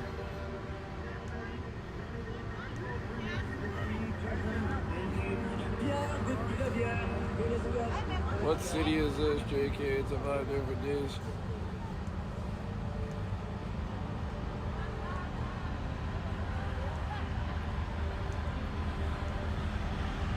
This guy right here, young buck in this truck, absolute beauty in there, buddy. Absolute beauty in there. Hell yeah.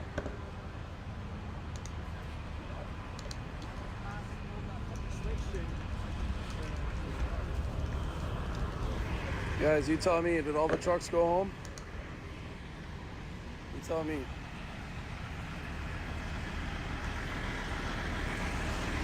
Where'd they all go?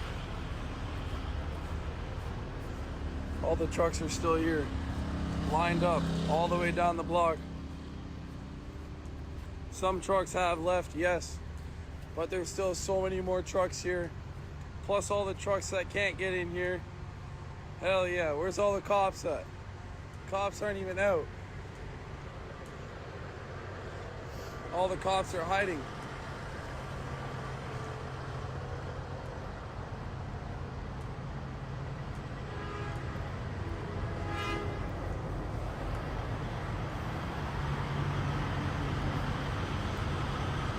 The people aren't leaving, guys. Guys, send this live to all your streaming platforms. Send this live to all your friends. Let's get this live out here. We're back on the streets. It's cold as a motherfucker out here. But we're staying out here for you guys. We changed our shoes. We got different shoes on. They look like slippers, but it's cool. We could go into Parliament. They got the gate open. Truck, yeah, brother. Truck, yeah. Truck, fucking, yeah.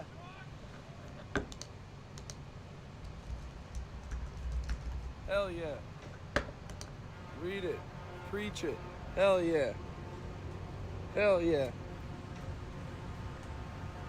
Homeboy still got his tires off on his truck, living life. You still got people lined up.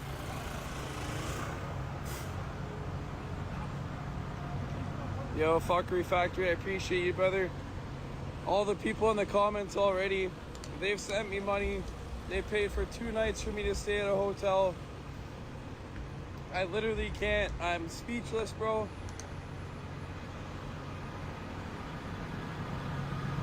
They sent me money so that I can get gas in my truck. I've had people send me money to go buy myself dinner.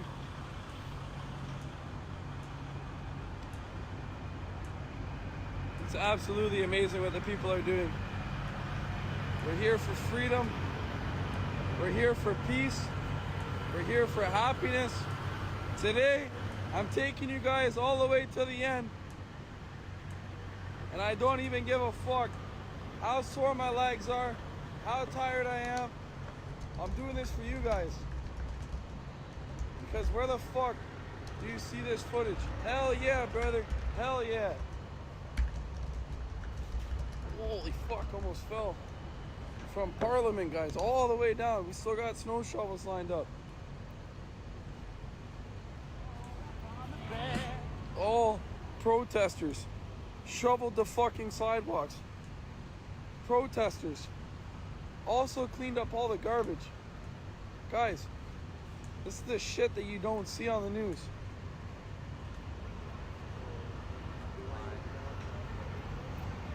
Hell yeah. Hell yeah. Much love for what you guys are doing for all the people out here on the streets. We're live on Instagram and YouTube. I'm okay, brother. Thank you so much. But these guys right here, they're going out of their way, making sure the people out here are fed, making sure the people out here aren't starving. Much love, guys.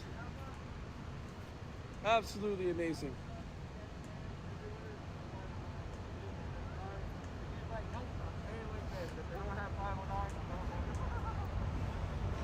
Keep warm. It's fucking chilly. I'm cold. But we're out here. Guys, look. Down here, you still got a shit ton of trucks. You got here. Why are you hiding? Open the bridges. Come on. People are out here. We got fuel for at least 2 weeks. So. You're staying here till it's over, right? Oh yeah. Truck fucking yeah, brother. I'm bringing gas. Truck yeah. Truck yeah.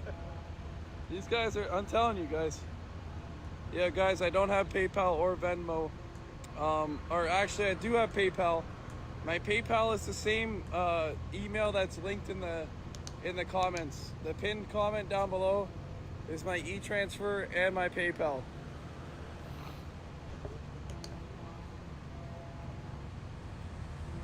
Hell yeah, brother. BC loves you even though you may not think so. Much love. Yo, Steph, I see you in here. Don't worry. Sorry that I'm not reading the comments. I'm too busy looking forward at what I'm doing. I love the truckers out here. Hell yeah. Yes, sir. These are our guys. These guys are here to stay.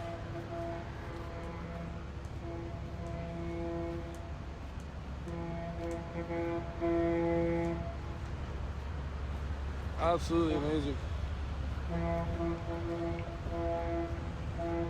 These guys are out here. This guy's got the generator hooked up to his car over there. This is my favorite rig in the whole fleet. Beautiful rig.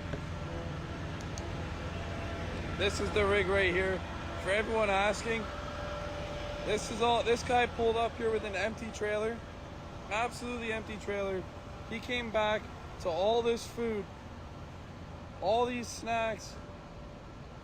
You got crackers, peanut butter, bags of chips.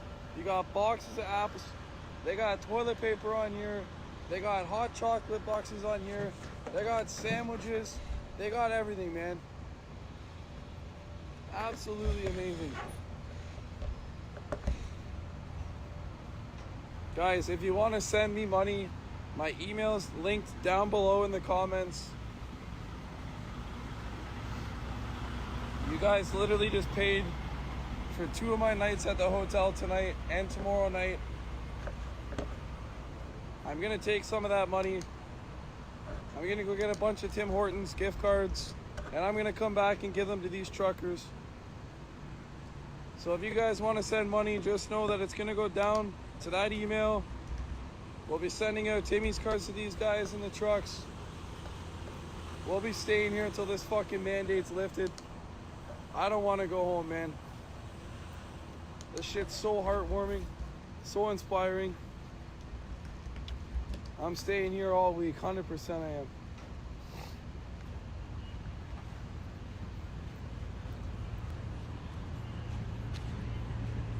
Truck, yeah. There is a lot less cars here now, though, than there was. But we are, for sure, have a lot more trucks around that still can't get in.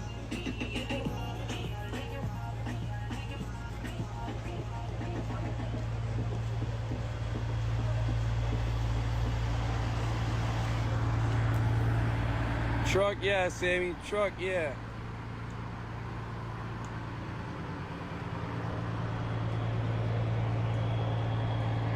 Alright, guys. I'm not going all the way down that way. We're going to cut it here. We're going to head back to Parliament. What's going on, brother?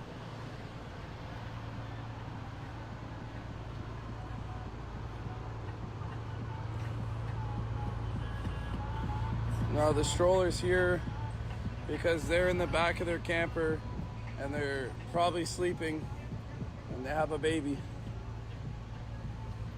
Come back to your stream as soon as I noticed it was up. Hell yeah. Let's get a truck. Yeah, let's go truck. Yeah. You're doing a good job. Thank you.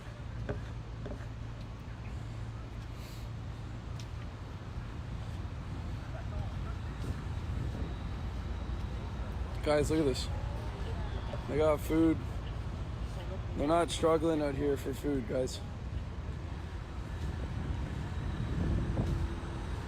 These guys got food, they got water, they got drinks, they got everything they need.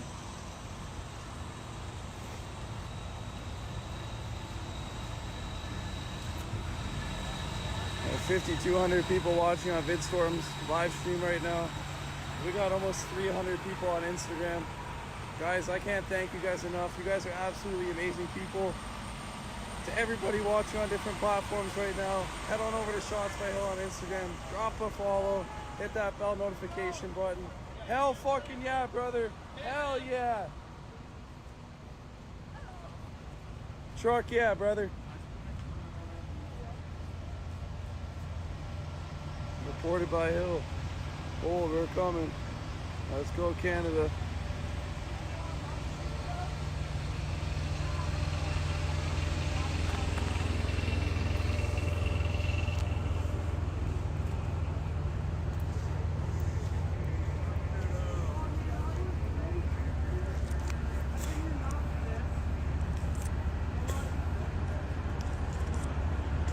The truck with the logs left yesterday at like 4:30 in the morning.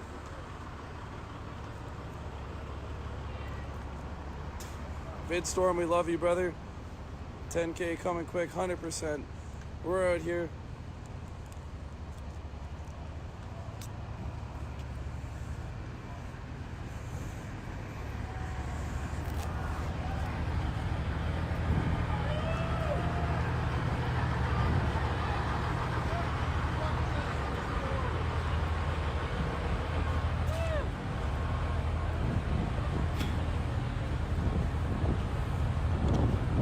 We are the news right now. 1,000% we're the news.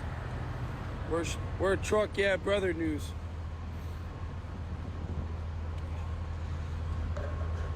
I just want to give a quick thank you to everybody that's tuning in right now, to all the people that have shared this onto your YouTube platforms, onto your Twitch platforms, onto your Facebook streams.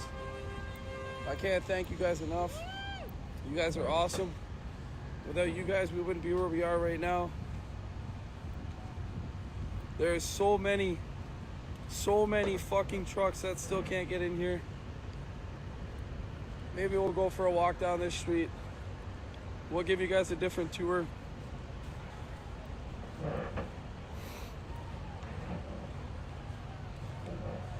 I'm trying to find all the hate and violence. I'll even go down a different street and see if we can find anything. You guys nothing but people screaming freedom. Freedom over fear. Fuck Trudeau. That's how it should be, guys. Truck Yeah Brother News. Anytime. I'm glad I can do this for you guys. There isn't any hate or violence, it's lies. Sammy, you're 100% correct.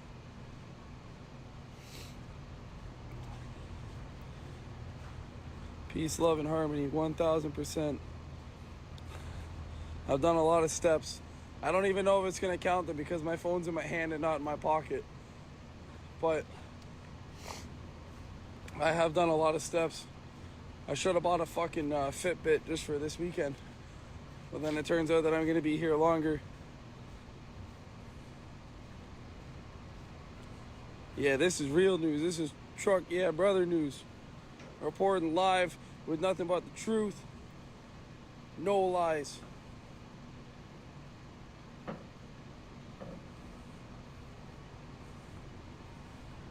Truck fucking yeah, brother.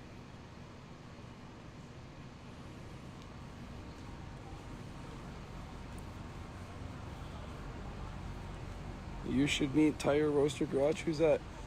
Truck yeah, sister. Truck yeah. Truck yeah, brother. Like, guys, this is where our tax dollars go. It's amazing.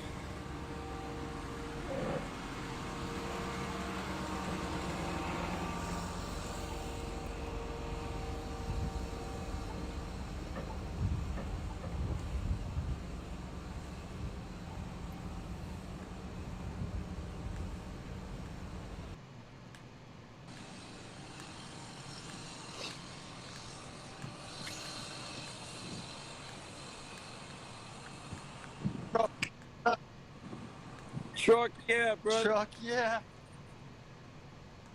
How you doing, my brother? Truck fucking yeah, brother. You doing all right? I'm a little fucking cold. I got myself a winter jacket. I see you. A nice Puma one too, but that's a big truck, yeah. Truck, yeah, brother. But yeah, man, I'm proud of you, brother. I'm proud of you. Of course, and that's all that matters, right? Bro. That's all it takes, brother. Everyone to stand, you know? If everyone did what they could, it'd make the world a better place, right? 1000%. So we're finally getting action here. We got a whole line of trucks down here. I love it. I've been like the main convoy.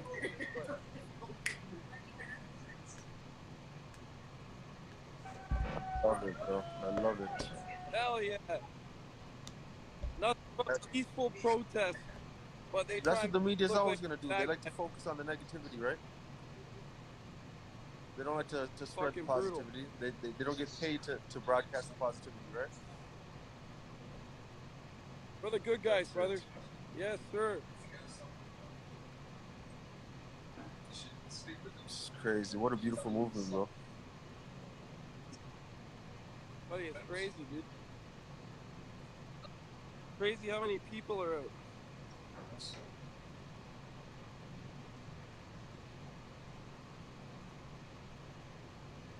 Look, and yo, Jay, these guys were nice enough. This morning when I walked all the way down here to take a shower at this guy's house. Both lanes, even oncoming traffic, they had blocked off. They made an agreement with the police to open up a lane all the way through to Parliament in exchange for them to allow more truckers in. Yeah, of course. And they never did. They never hold up their end of the bargain, right? They got what they wanted, right? And they're... No, 100%. And we went from fucking shots by Hill to Truck Yeah Brother News report live. Truck Yeah, bro.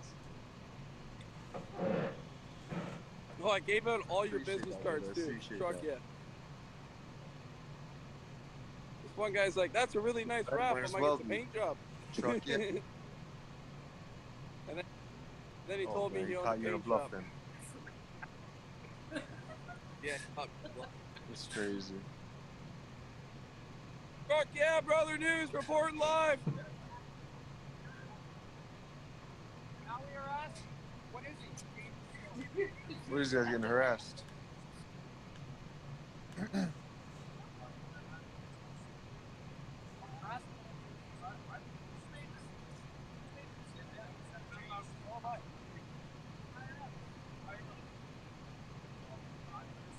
So you are putting people's lives in danger, including children.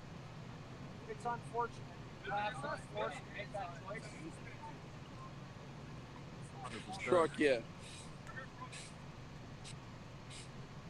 Listen, bro. If we listen to those guys, we'd be locked up in our houses right now wearing masks. Keep protesting, keep doing what you're doing. 1,000%. You know what I'm saying? You're doing the right thing. That's all that matters. Truck, yeah, brother. I'll be skinny Bro, by I'm the telling end you, of all the time I steps you're leave doing here, is buddy. crazy. I should have gave you I my know. watch, bro. Look. This still goes all the way down there. I'm not walking all the way that far. I'm gonna go back to The amount Parliament. of support you're getting to is phenomenal, bro. I love when people all stick together, bro, and take a stand for. It's crazy, bro. Crazy, dude. Bro, for fucking 3 days, I've had nothing but like, dude, I've gone through probably, right now, I've gone through about 300 messages Yeah. in my message request.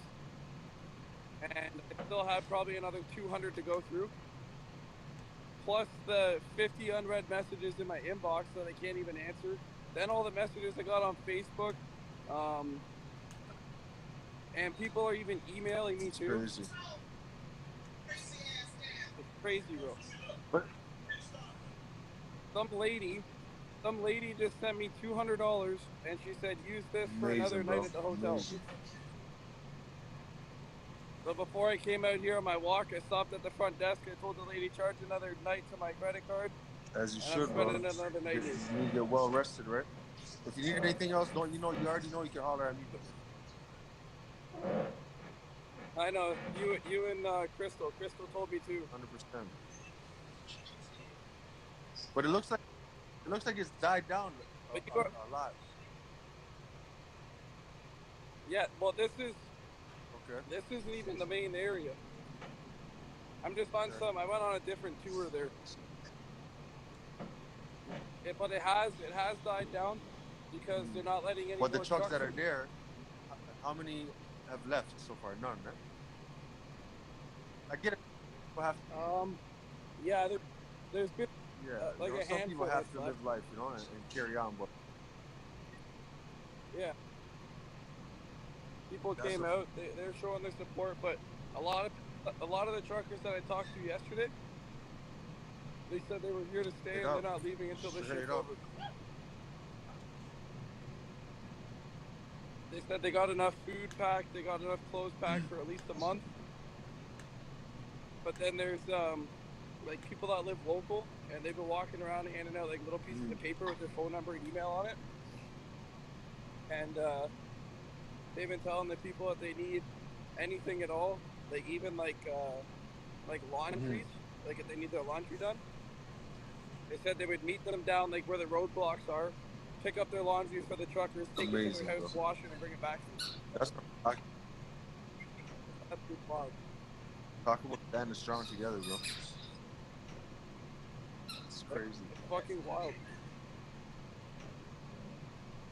It's funny too, cause like you see like everything on the news, how like it's nothing but violence and racism and hatred. Today, there was these two guys getting harassed by the cops.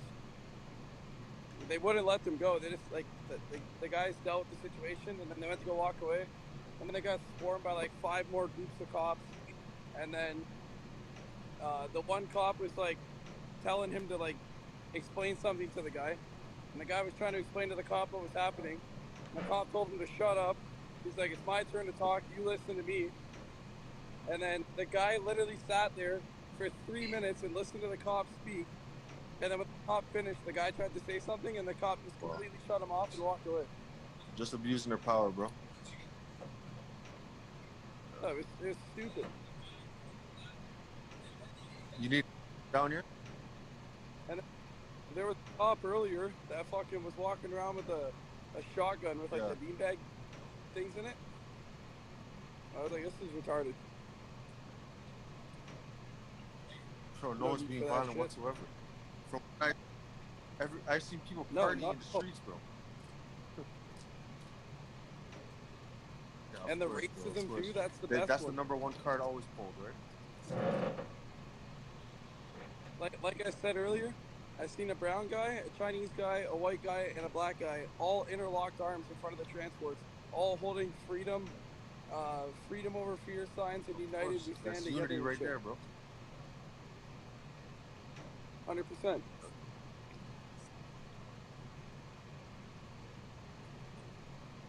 Guys are just walking around, trying to scare people off, and then like all this other shit that's been happening, and like that Yeah, the memorial for the soldiers yeah. that got danced on. You can't even see that memorial on the I ground seen anymore. that, There's yeah, so many that's flowers crazy. on it. But where's the news to come back and There report that and put that They back got on their the news? clip, you know. They put what they had to put out and onto the next, right? I seen them wiping down the Terry Fox statue. Yeah, there's been a guy standing at that Terry Fox statue for 2 days now with a sign like stating like that he's there for Terry Fox, and it's been nothing but like it's crazy. And that guy's got so many hugs over there, so many high Brother, fives and this shit is because such a what he's doing. peaceful stand, such a peaceful protest that got guys driving around picking up litter, bro. Huh? It's I know. crazy. It's wild. Yeah, You've bro. seen that on my story today, right? That's amazing, Yeah. man. We're not just wild. We're not wilding out like a bunch of rebels. Yeah. You know? Strong for a cause, as we should. But we're doing it the right way. You know what I mean?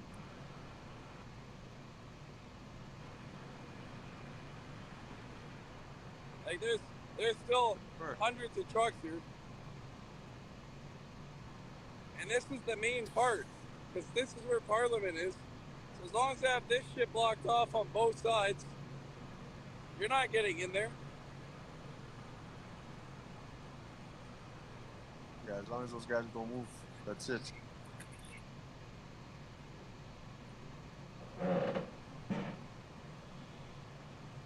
Look, these guys are the best, bro. They got a smoker in here. Oh, they're smoking food. They're smoking ribs Amazing. and fucking steaks and shit in there. And then they got their bed way in the back. It's fucking awesome. So I'm seeing some people in the Fuck comments yeah, saying brother. that the truckers need fuel and stuff. Like, how are they working around that? So the people are going down to the roadblocks, right? And they're bringing their quads and their side-by-sides and their wagons, and they're Okay. pulling jerry cans up.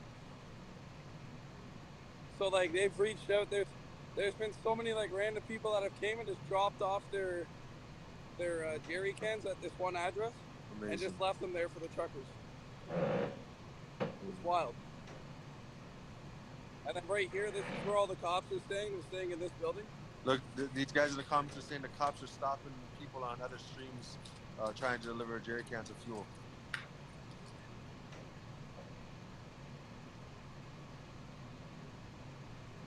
Bunch of four-wheelers coming Wednesday. These No, truckers bro. aren't They'll going go down, till, they'll buddy. run the tank till it's dry and stay there, brother. We're here to make a point. Yeah. Buddy, I'm trying to read the comments, but it's hard to walk between all these trucks, read the comments, and We're dropping off.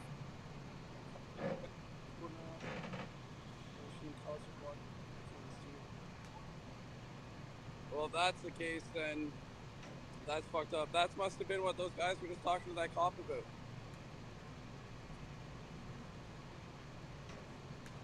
But they said it's fucked up that you can't bring fuel in, and you're going to put people's lives at risk, including children, because some of these truckers here have their kids with them in the truck.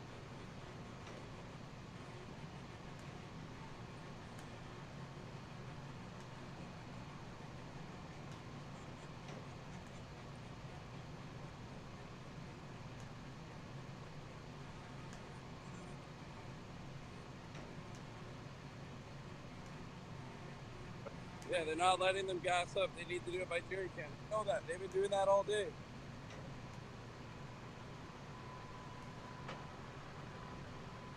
You guys weren't paying attention to the live earlier. They've been bringing jerry cans in all day for the truckers.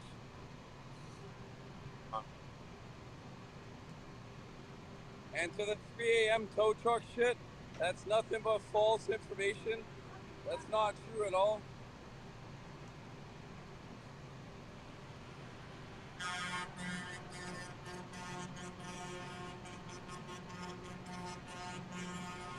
Hell yeah! Hell yeah! This is the trucking shit that I like, brother. Hell yeah! Then go to. Let's go. Where's that? They're saying the comments to go to Canada Computers.